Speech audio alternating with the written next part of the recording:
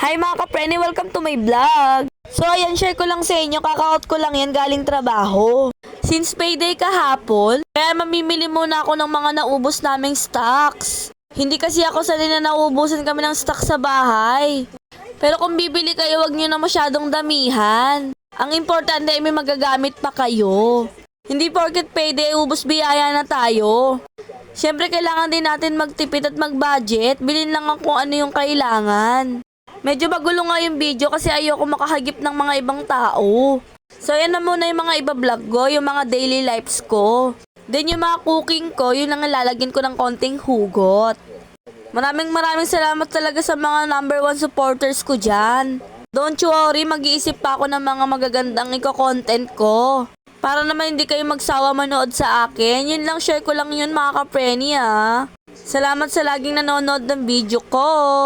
So, magbabayad mo na ang kapreni nyo. Ito na oh. Nabili ko na yung mga dapat bilhin natin ha. Magtipid-tipid kayo guys.